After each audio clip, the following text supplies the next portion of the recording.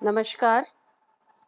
आज हम अपने फर्स्ट पेपर के पहले टॉपिक प्लेटो एक आदर्श चिंतक को पढ़ते हुए उसके विचारों को आगे बढ़ाते हुए उसकी प्रमुख रचना रिपब्लिक के बारे में जानकारी हासिल करने जा रहे हैं।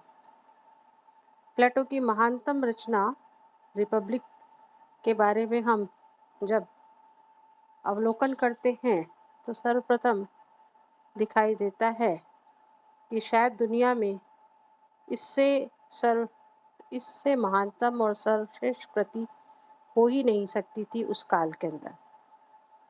प्लेटो ने 40 वर्ष की अवस्था में अपने विचार परिपक्व और प्रौढ़ होने पर इसे लिखा था। शैली और विषय विविधता की दृष्टि से यह उसका बहुत ही अनुभव ग्रंथ है।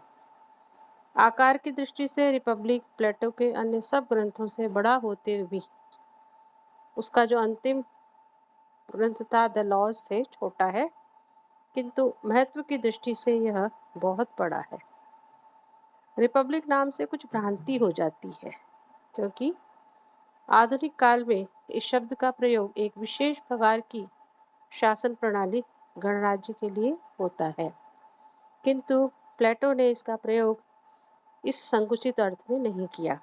उसने इसे यूनानी भाषा पोलितेइसा का नाम दिया, जिससे तात्पर्य है कि राज्य की शासन व्यवस्था या संविधान। प्लेटो की रिपब्लिक में राज्य की आदर्श व्यवस्था का उल्लेख है। प्लेटो ने राजनीतिक संगठन के सामान्य स्वरूप की जांच की और यह प्रश्न उठाया कि राज्य की रचना किस चीज से होती है। जाहिर है राजनीतिक दर्शन की केंद्रीय समस्या भी यही है, और रिपब्लिक में प्लेटो ने इसे नाटकीय शैली, कवित्व और कल्पना की उड़ान का अपूर्व रूप देते हुए विश्लेषण किया है। इसे गणराज्य और न्याय का दोहरा शीर्षक भी प्राप्त है, किंतु इस आधार पर इसे राजनीति विज्ञान या विधि शास्त्र का ही ग्रंथ नहीं समझा जाना चाहिए। यह इससे बहुत अधिक भिन्न है और इसमें समाजशास्त्रीय, आध्यात्मिक और शैक्षणिक सभी समस्याओं की विवेचना की गई है। यह तो एक प्रकार से संपूर्ण मानव जीवन का जीवन दर्शन है। प्लेटो ने अपने इस महान ग्रंथ की रचना कुछ निश्चित व्यावहारिक उद्देश्यों की पूर्ति को लेकर की थी। चूंकि वह इसके माध्यम से सोफिस्ट विचारकों द्वारा प्रतिपादित आत्मतृप्ति के सिद्धांत को गलत और झूठा सिद्ध करना चाहता था, जिसे भ्रष्टाचारी और जनतंत्रीय दोनों प्रकार के राज्यों ने अपना लिया था। प्लेटो ने इस निरंकुश व्यक्तिवाद का विरोध किया और उसके स्थान पर राज्य के जैविक रूप का प्रतिपादन किया और यह बताया कि एक व्यक्ति के लिए न्याय अपने उस कर्तव्य का पालन करना है जिसके लिए उसे प्रशिक्षण देकर योग्य बनाया गया है तथा जिसकी पूर्ति से संपूर्ण समाज का हित साधन होता है। वह हमेशा कहा करता था कि राज्य और व्यक्ति के हित में कोई संघर्ष नहीं है तथा न्यायी एवं बुद्धिमान शासक वही है जो जन कल्याण के लिए अपना सर्वस्व बलिदान करने में ही आनंद का अनुभव प्राप्त करता है। प्लेटो की इस ग्रंथ प्लेटो के इस ग्रंथ का की रचना का जो दूसरा तात्कालिक उद्देश्य रहा वह था एथेंस के प्रजातंत्र में प्रचलित लॉटरी द्वारा नियुक्ति की व्यवस्था का अंत करना। इस व्यवस्था के अनुसार प्रत्येक व्यक्ति प्रत्येक पद के लिए योग्य माना या समझा जाता था। योग्यता और दक्षता के लिए घातक इस प्रथा ने एथेंस के तत्कालीन प्रजातंत्र को अयोग्य और मूर्ख व्यक्तियों के हाथों में सौंप दिया था।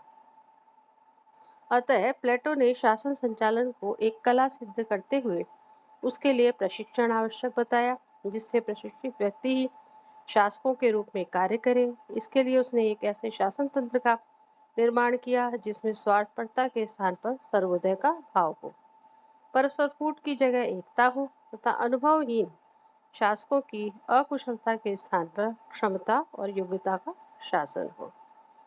इस उद्देश्य की पूर्ति के लिए रिपब्लिक ग्रंथ में जिन दो साधनों के प्रयोग पर जोर दिया गया है वह है विशेषीकरण तथा एकीकरण।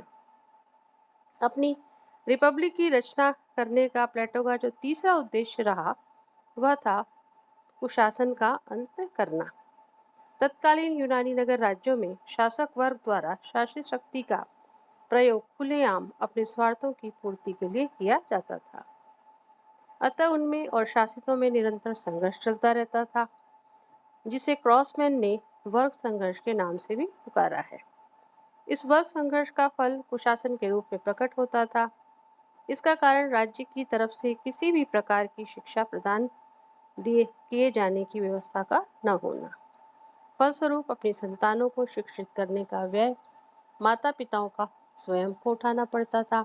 शिक्षा बहुत महंगी थी, अतः शिक्षित होकर वे शासन के माध्यम से व्यय धन को पुनः प्राप्त करने की चेष्टा में लगे रहते थे। इस तरह कुशासन निरंतर बना रहता था। अतः प्लेटो शिक्षा और प्रशिक्षण की व्यवस्था राज्य की ओर से स्थापित कर इस दुर्गुण को समाप्त करना चाहता था।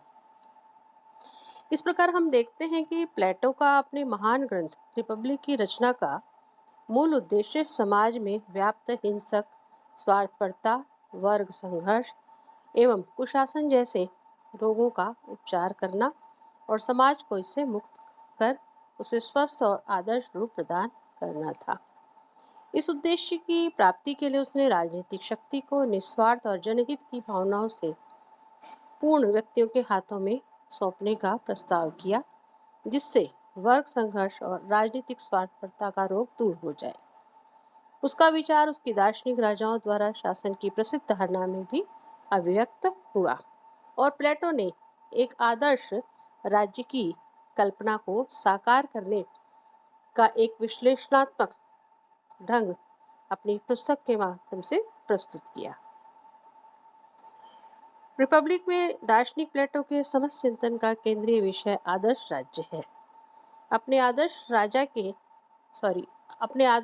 के भव्य भवन के निर्माण हेतु उसने न्याय सिद्धांत को आधारशिला तथा शिक्षा योजना एवं साम्यवाद के सिद्धांत का आधार स्तंभ के रूप में प्रयोग किया है। आदर्श राज्य की बागडोर वह ऐसे दार्शनिक शासकों के हाथों में सौंपता है जिनमें सुंदर आत्मा के सभी गुण होते हैं, अर्थात वे सर्वज्ञ, विवेकशील, सर्वदृष्टा तथा परम सद्गुणों से युक्त शासक होते हैं। प्लेटो एक ऐसे आदर्श राज्य की रचना करना चाहता था जो पूर्ण रूप आदर्श मॉडल हो, अर्थात उसकी रचना, उसकी दृढ़ता, उसके सौंदर्य एवं उसकी आदर्शवादिता में कहीं भी किसी भी प्रकार की वह त्रुटि नहीं रखना चाहता था। राजनीतिक जीवन को आदर्श बनाने तथा राज्य को आदर्श मॉडल निर्मित करने की प्लेटो की इतनी तीव्र लालसा थी कि इसे व्यवहारिक बनाने के लिए इसमें किंचित मात्र भी संशोधन करने को प्लेटो तैयार नहीं था। नेटलशिप के शब्दों में रिपब्लिक में वह अपने आदर्श को किंचित मात्र भी न्यून नहीं करता, उसे केवल इस बात से संतोष है कि वह इसे एक आदर्श रूप में प्रदर्शित कर रहा है। इस प्रकार प्लेटो की महान रचना रिपब्लिक में आने वाले मानव जीवन के लिए, मानव सभ्यता के लिए एक आदर्श और सुदृढ़ राज्य कैसे स्थापित हो, इस सब का एक गूढ़ अध्ययन के साथ विश्लेषण किया गया है, जो मानव जाति के लिए हमेशा ही हितकर रहा और आने वाले वर्षों में भी हितकर बना रहेगा। धन्यवाद।